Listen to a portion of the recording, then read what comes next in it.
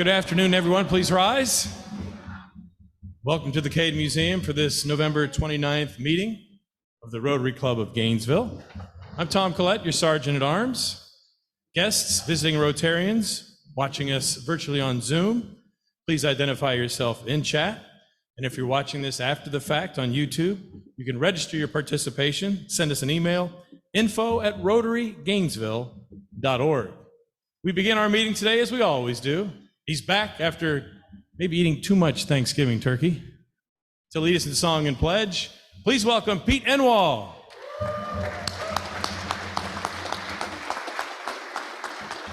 Some of you may know there's a new restaurant in town. Gainesville Sun will tell you about all the restaurants, but this one is called by the name of Karma. There's no menu, you just get what you deserve. Okay, if you didn't like that one. Okay, so you guys have been eating chicken McNuggets and hot dogs all your life. Raise your hand if you've had chicken McNuggets and hot dogs all your life. You're the ones that refuse to get the booster shot because you don't know what's in it.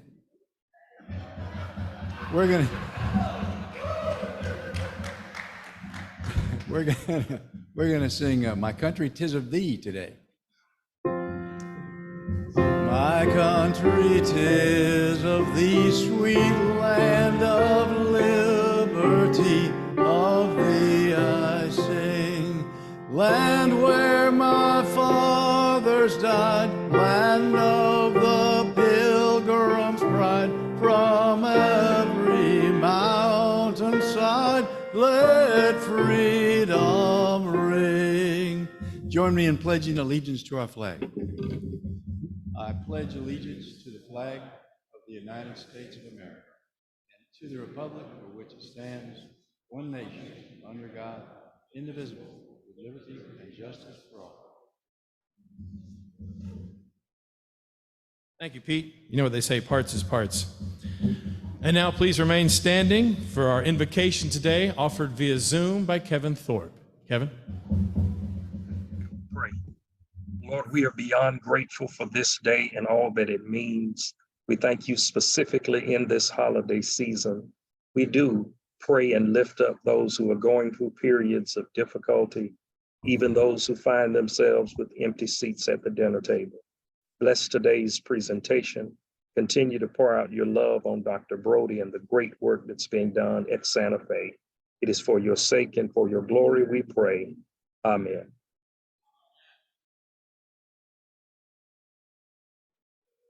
Thank you, Kevin. If you're visiting us today, either a visiting Rotarian from another club, or if you're a guest of one of our Rotarian members here, please remain standing. Jason Shank has the wireless microphone. He'll bring that around. Do we have any visitors today? One off to my left.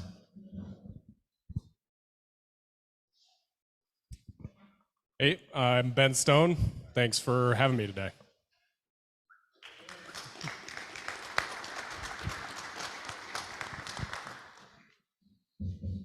Anyone else? One over here. Two over here.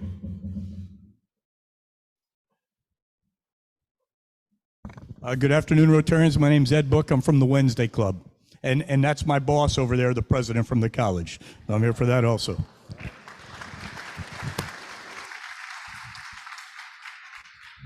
Good afternoon, Ed Ellett. I was very pleasantly surprised to walk in and standing in the line and seeing somebody from many years ago. Our children were in school together at Oak Hall, but this is Neil Oslin. Neil is a unique individual in that he's a member of 3 Rotary clubs, Canada, Arkansas, and here.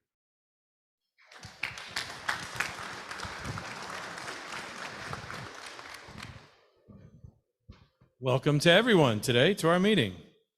Now we have some announcements for the good of the membership. First, to speak about Rotary Youth Exchange, Deborah Newell. Thank you, Bill.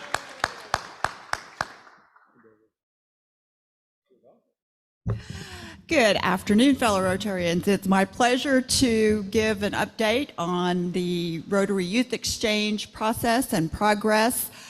We district actually started reviewing the final applications and the interviews from the district interviews yesterday, I guess. And the preliminary information is that there will be 9 slots out of the 15 who went to the district interviews, and it appears that 3 of them will go to Gainesville students. So I think that we should be very proud of that.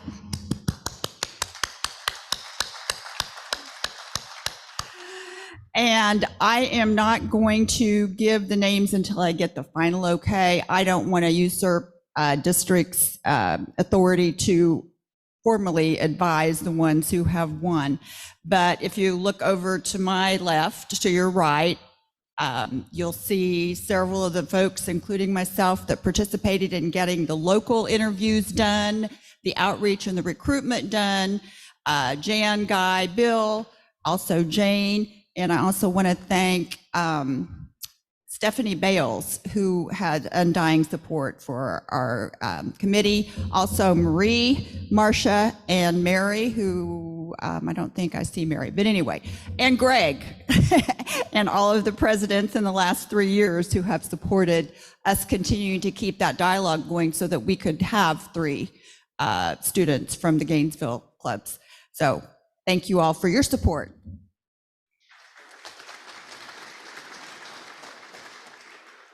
Thank you very much, Deborah. Next, we have Gordon Hubble.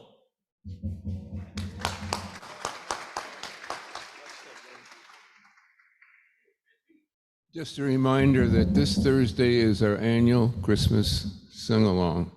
That's only 2 days from now, and we still have a few slots open, and if you can please sign up on the sheets that are on the table.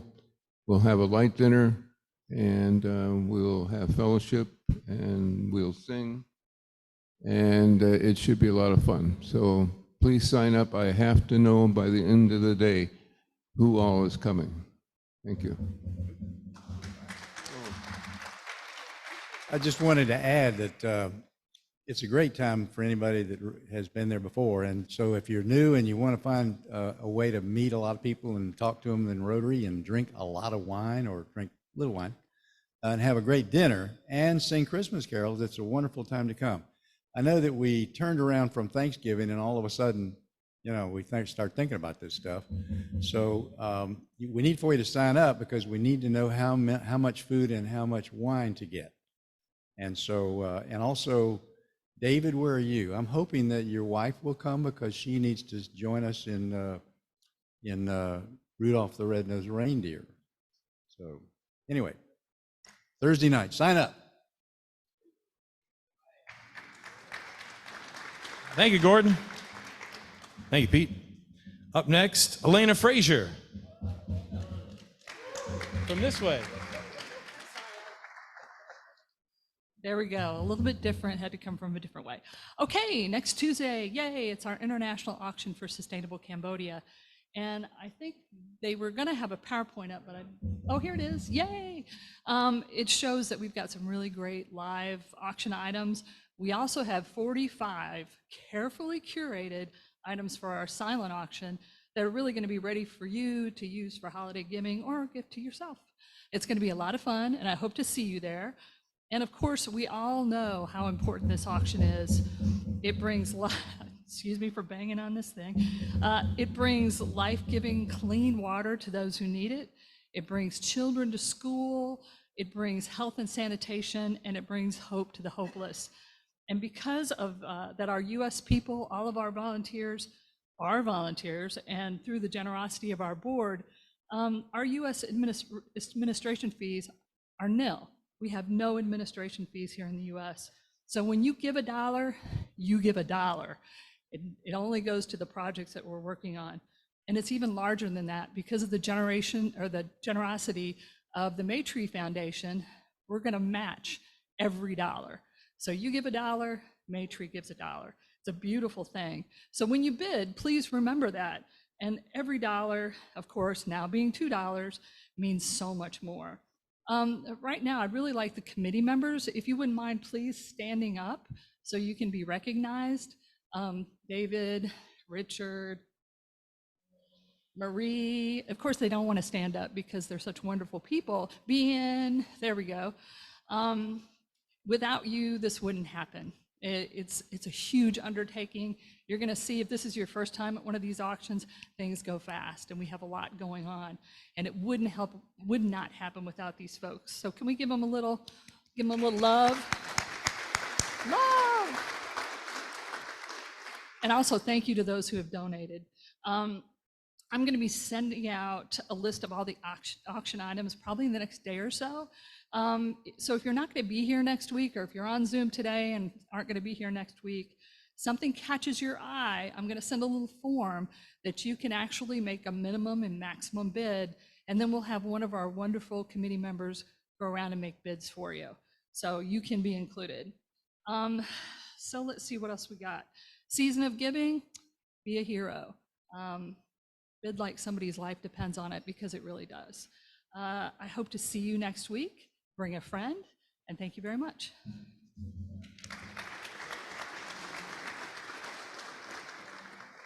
Thank you very much, Elena. Next, we have Dwight McKee. Dwight. I heard a rumor Marcia was coming up too. Is that true? Next, okay. Hey, good afternoon. Just save the date, next Thursday, December 8th, Seafood Spectacular, our holiday Seafood Spectacular. Looking forward to having everybody out there at Hatchet Creek. Tickets are $60 for individual, or $5 for $250. You can get them right over here. Wes will be running the table over here for tickets. Also, we are having a cleanup day on Sunday the 4th, since Saturday there's a Rotary event. So if you want to come out to Hatchet Creek on Sunday and help us dust off the tables and kind of get things back in order after the hurricane, we'll be out there. And also, if any Rotary members want to volunteer on the night of the event to serve beer or wine, or maybe help out in the kitchen, there's a sign-up sheet that we'll have right over here. Any other questions, you can see me or my colleague Lisa over there. And Lisa, wave, there you are. She's over there. We're both running the event. So thank you very much.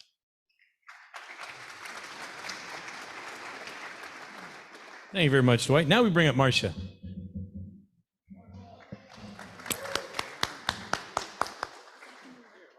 Okay. Do I have to move it? Speak right into it. Okay. I had a very exciting call on my way here today. Kelly Costomo called from county office, and she was able to get a bus to bring the children from Irby Elementary School next Wednesday, the 7th, from 2 to 4 p.m. at the zoo. So this is the first time we've been able to take the children back to the zoo since all this COVID stuff started. So anyone who would like to go and see the children at the zoo next Wednesday, the 7th, from 2 to 4 would be very exciting. Thank you.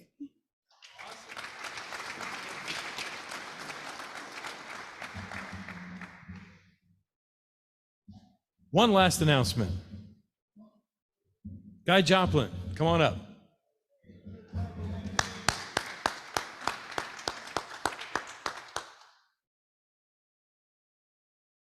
I'll make this very quick. I know we have an event on Saturday. We also have actually 2 events on Saturday. For many of you in the past that have come to ring a bell for the Salvation Army, our day is this Saturday. We still have 6 spots open for available bell ringers. And so I've got a sign-up sheet. Thank you to the people on the committee that have already volunteered to come and ring. It's a lot of fun. Bring a friend. But it will be at the Millhopper Publix right there on the corner of 16th and 23rd. And again, we need a couple more people to come and help ring. So I'll pass the sheet around. Thank you. Good to see you here today, Guy. I see who Jason is trying to emulate. One guy laughs, it's Jason. Okay. We move on to the meeting after that dud by bringing up your president here of the Rotary Club of Gainesville. Please join me in welcoming to the podium Greg Young.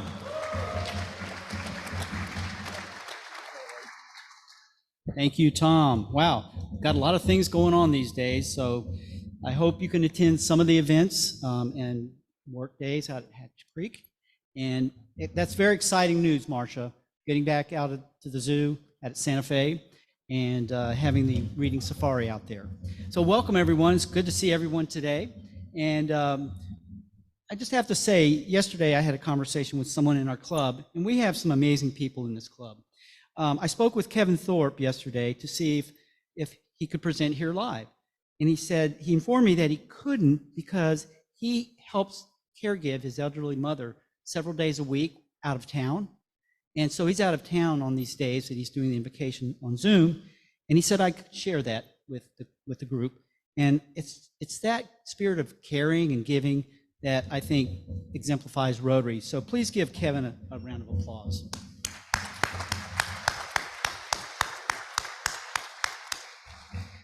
And also, you may have seen in the paper this past Friday, Mike, did you see this in the paper this past Friday? It was about the Gregorys. John and Kathy Gregory have been running their Unicorn Hill Christmas tree farm for over almost 40 years, 38 years to be exact. And there was a beautiful article in the paper. And there's the picture that was in the Gainesville Sun, and front page, by the way. And Kathy commented that we've had several families who brought their young children when we first opened, and now those kids bring their children. So it's been generational. And as John said, we don't sell trees, we sell an experience. And it's those memories of the holidays that I think are something that are so vital to many of us. And please give John and Kathy a round of applause for their care for our community.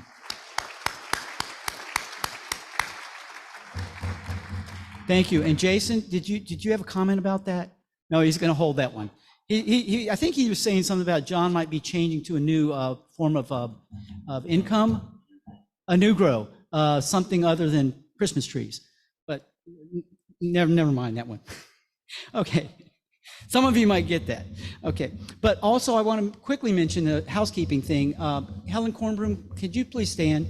And Helen has been taking photos for our members. If you don't have a photo or you want to get a newer photo up on DACDB, Helen Kornbloom will take care of that, and I want to appreciate her. Thank you.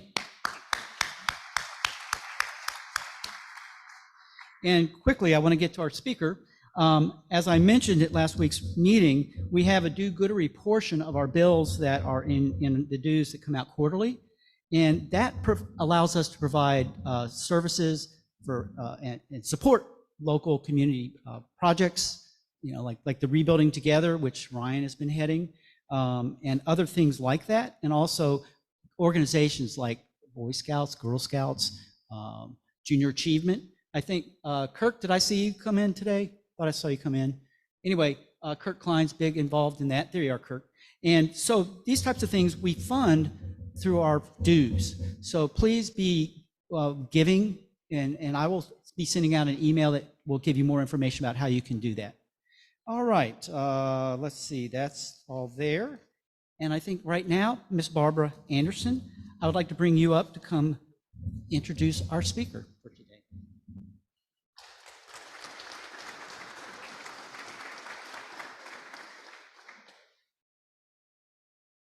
Good afternoon.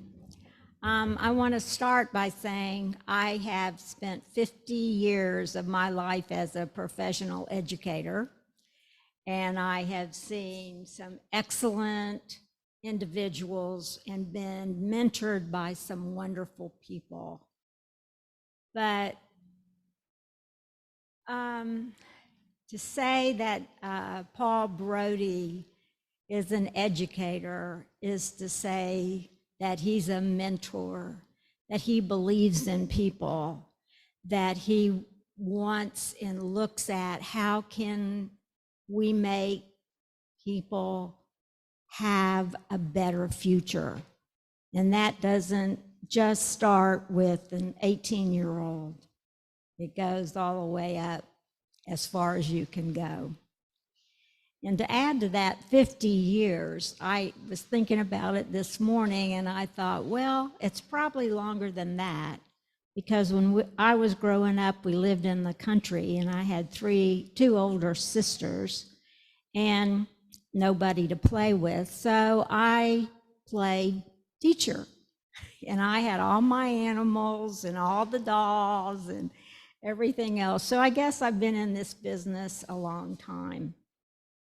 And one quote stuck out in my mind for years, and I don't even know who said it, but there's nothing more chilling to go on a college campus where the only learners are the students.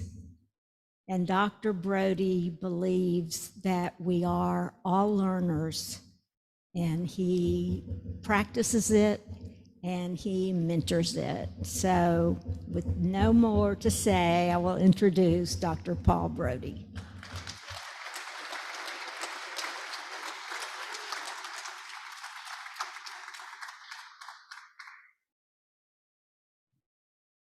Good afternoon. Thank you for that, Barbara. So before I start, I want to acknowledge two of our foundation board members that are in the room, Patrice Boyce and Barbara Anderson. And I want to thank you publicly for your support of the college and to raise funds that support our academic programs and our student success scholarships. Also in the room is Chief Book, our Chief of Police, best chief in the nation, right, Chief?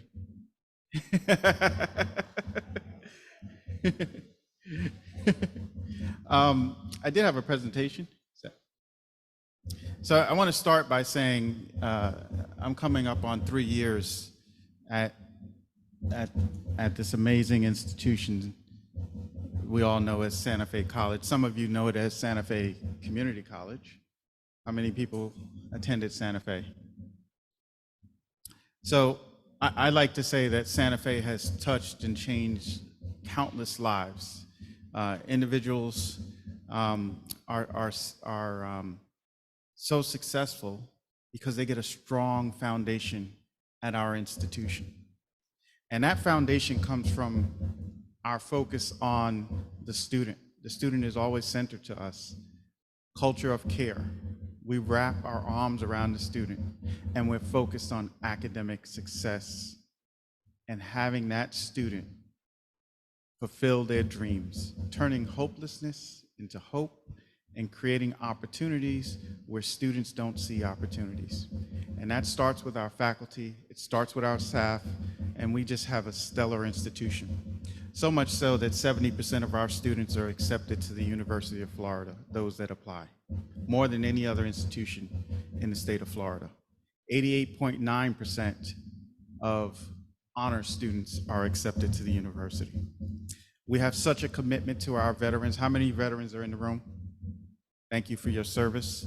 So much of a commitment to our veterans, we were named best for veterans in the state of Florida.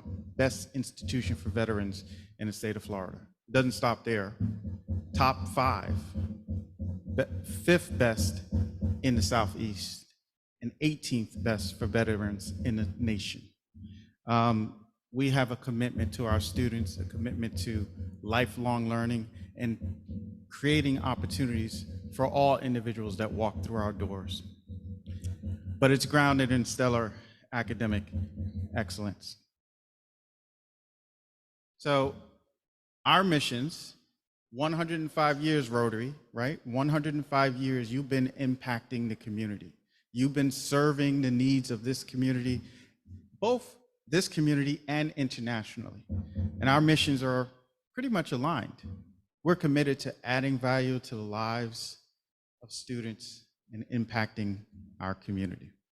And these pillars, these are the pillars that guide us. Academic excellence, student success, social and economic mobility, fostering a college-going culture, teaching and learning excellence. In fact, we're developing a Center for Teaching and Learning Excellence on campus as we speak that will be open next year. Innovation.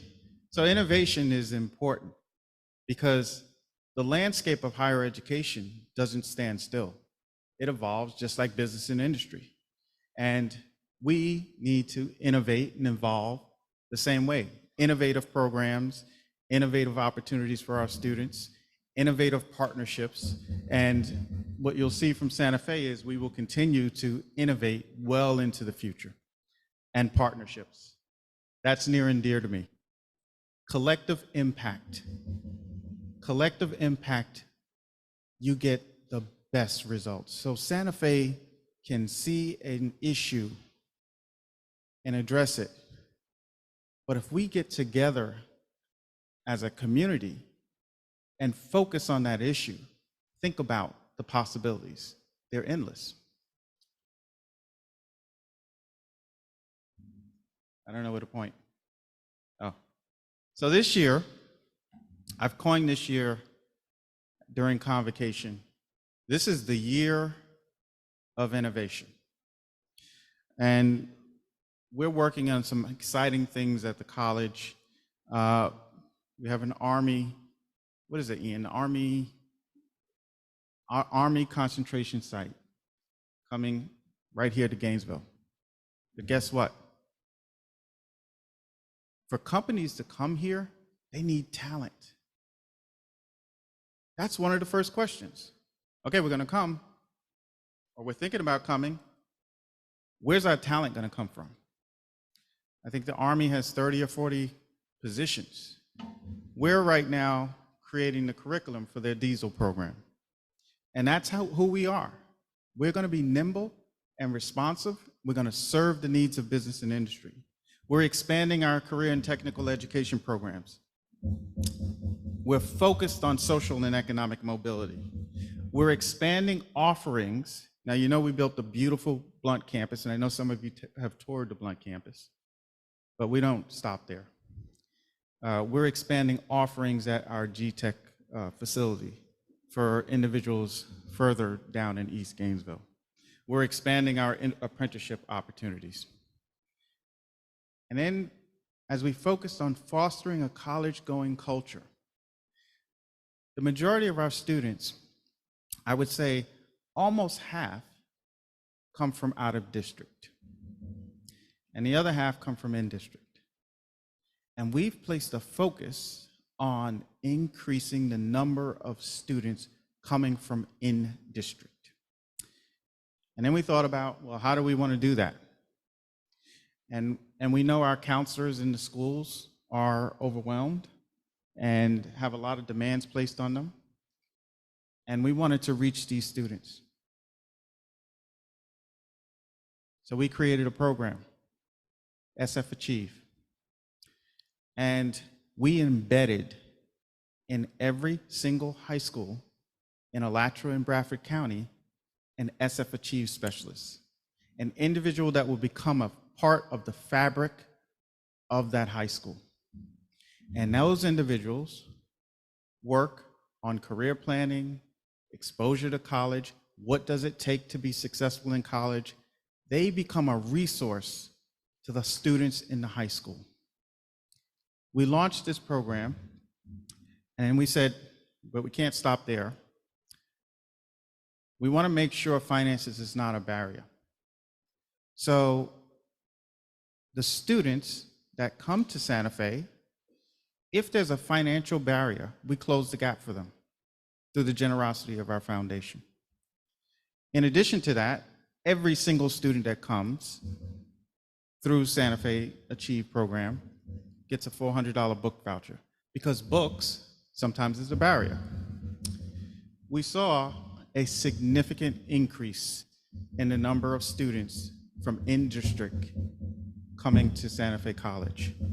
Now, the other caveat was, we're not doing this so you can come to Santa Fe. We're doing this so you can go to college. So if you've decided you want to go to UF or another institution, we're going to help you get there. But if you come to Santa Fe, here's what we're going to do for you. 95 of our faculty have signed up to mentor these students once they arrive at the institution. We have 1,983 9th through 12th graders enrolled in the Santa Fe Achieve program. Individuals in our most at-risk areas of Gainesville, we've seen double-digit increases in their attendance to college. So this program is doing exactly what we set out to do, is increase the number of in-district students that are coming to Santa Fe College. Then we took a focus on social and economic mobility. I think someone said it. Sometimes it's too late when they reach high school. We have to reach them sooner.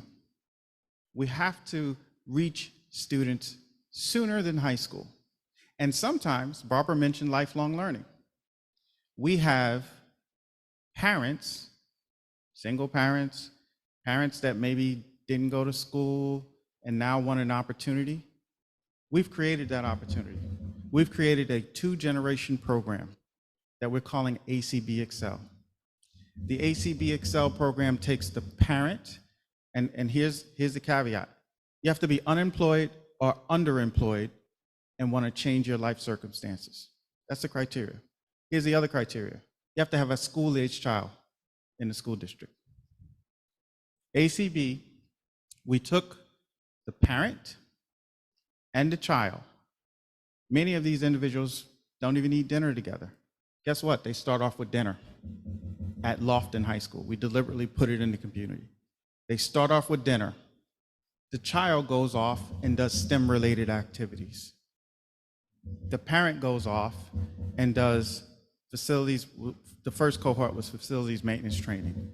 Short-term, 150-hour program that leads to jobs. Our first cohort, 82% success rate.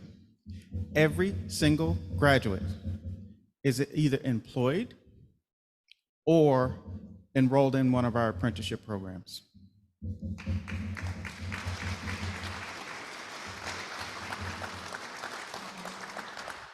And you may have heard, we have a very successful dual enrollment program, extremely successful.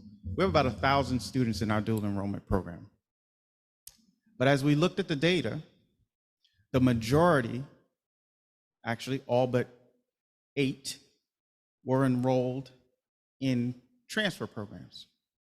And as we know, I like to say we're not a one-dimensional institution.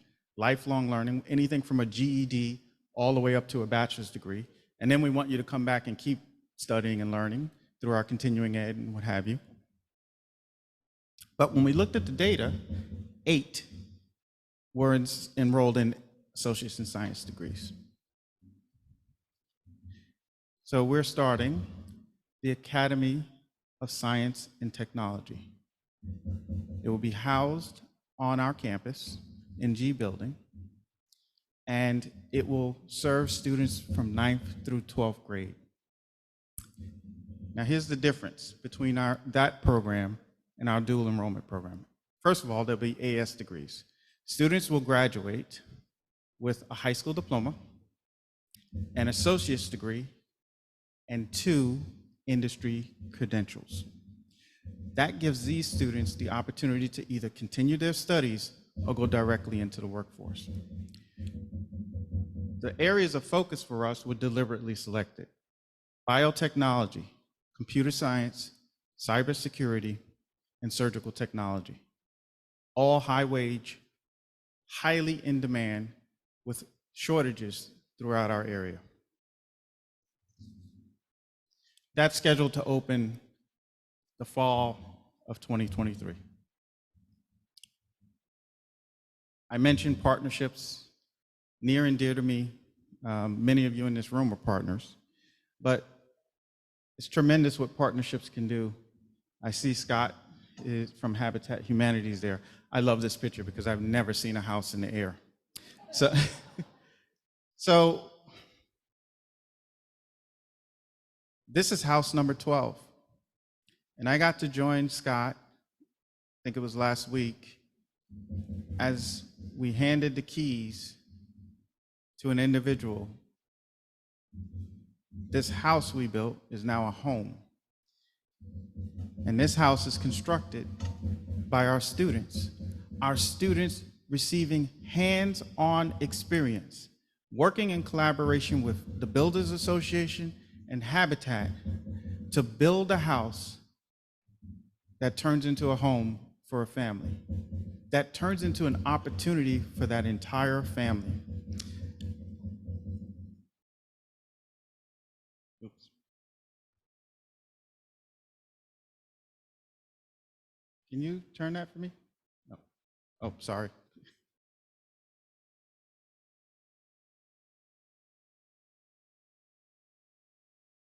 All right.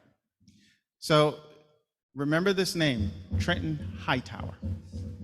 Trenton Hightower, we hired a couple months back, and his focus was workforce development, working with business and industry to develop customized training, looking for opportunities to expand non-credit offerings and continuing ed offerings throughout our service area. So Trenton's out and about, and he's talking to companies, and he's doing some great work. He's helping us to expand workforce development opportunities. How many people know Ralph Seeland? Wow. I can't wait to tell him. Everybody knows him. Oh, I think he knows that. Fall 2024, we're going to open up the Seeland Institute. This is going to give us the ability to double the size of our welding program, which now has a waiting list, double the size of our HVAC program, which has a waiting list, and add a new program in advanced manufacturing and engineering. The reason? Our CTE programs during the pandemic grew by 13%. After the pandemic, they grew an additional 16%. Individuals are flocking to the trades.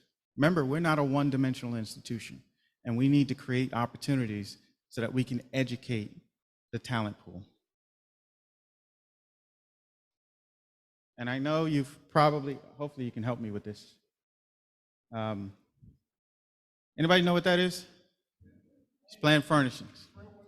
So, Trailways Bus Station. What if I told you, is there a little thing to press play on?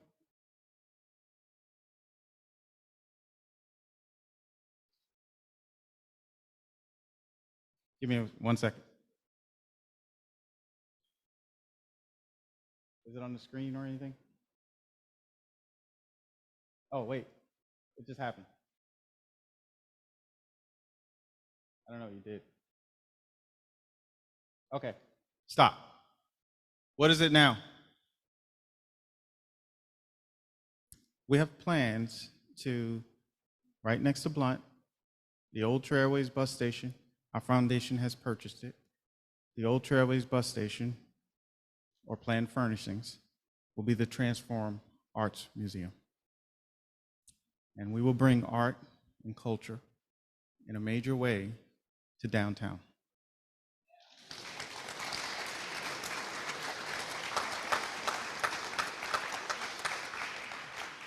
I'm going to go through these because I know time is limited. International, you have an international focus, so do we as an institution. And we ensure that our students are not just getting, that our students are receiving a global education, a global experience. In fact, we just recently, and we have delegations come on a regular basis to interact with our students, but also to learn about our institution as we learn about them. So I commend you for your international focus. And this is a group from the Philippines that just was on our campus, interacting with our faculty, staff, and our students. Study abroad, we increased the number of study abroad scholarships because we truly believe that your finances shouldn't determine whether or not you can study abroad. So we have study abroad scholarships available. Our students are studying abroad in these locations. Actually, Bolivia is for our construction students, microbiology is in Belize. So we make sure that our students get a well-rounded experience.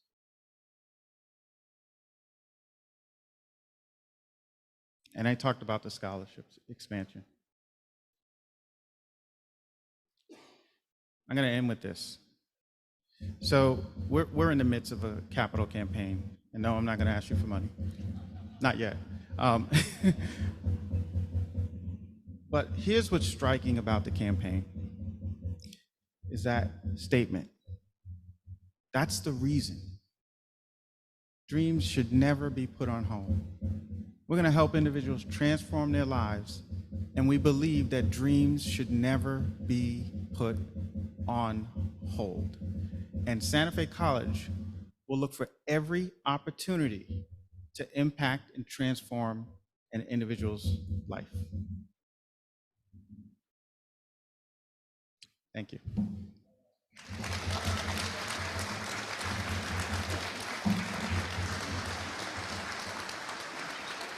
Are there any questions? Yes. Oh.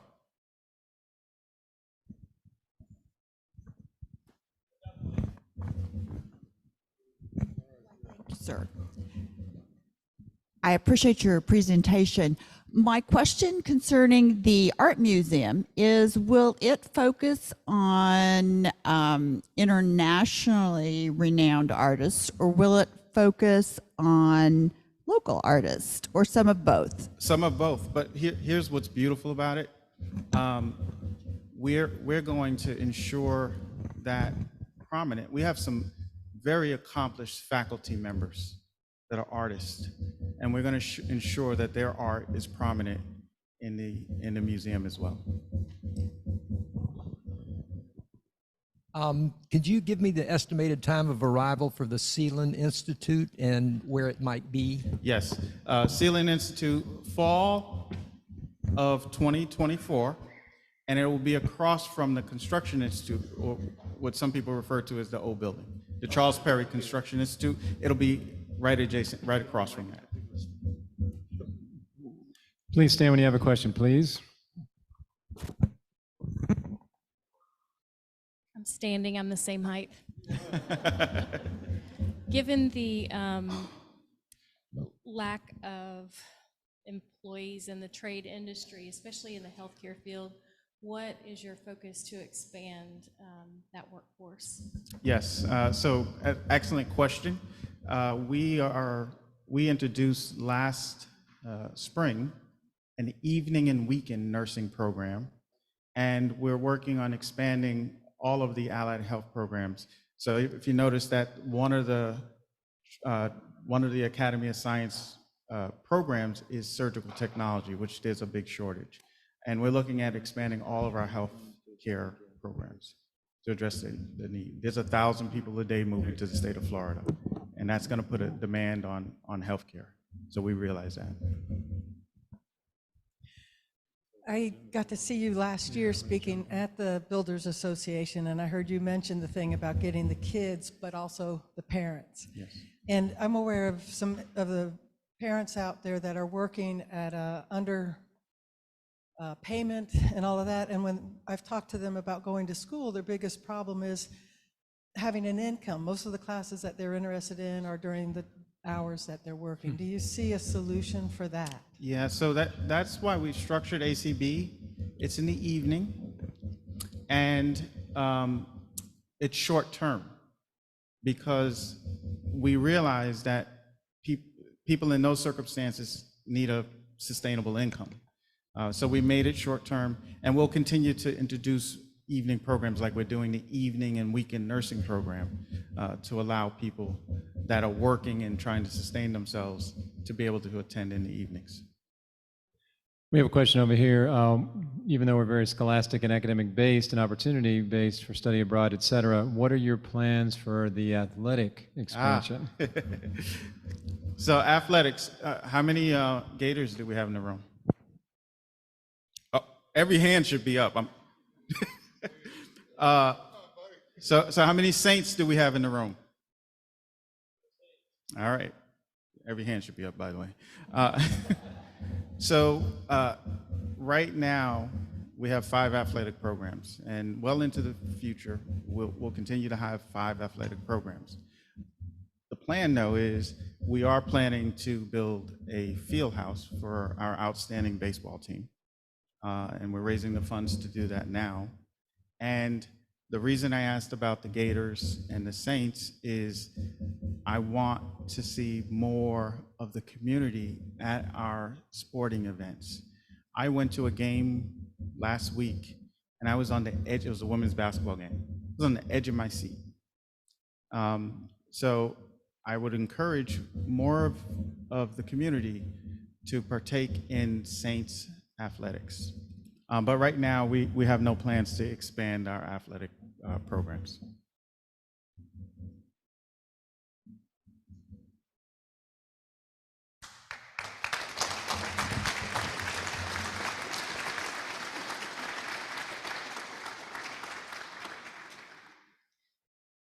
Thank you, Dr. Broadie.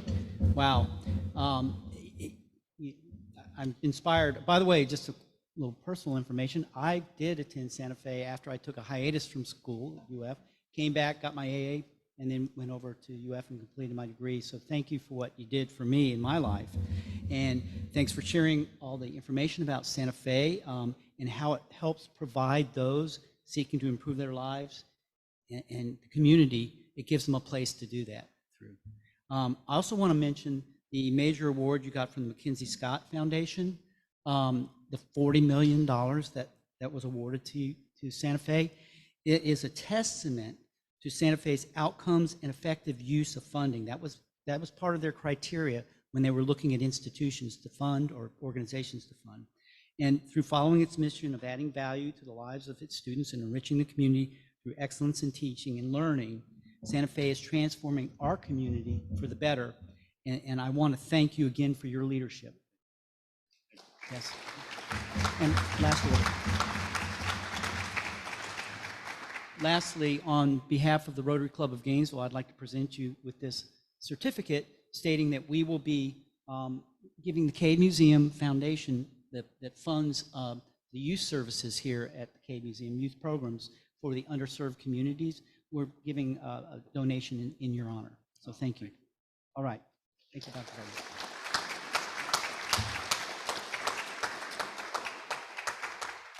Well, I hope everyone's inspired by that because it's really great what this Santa Fe offers our community.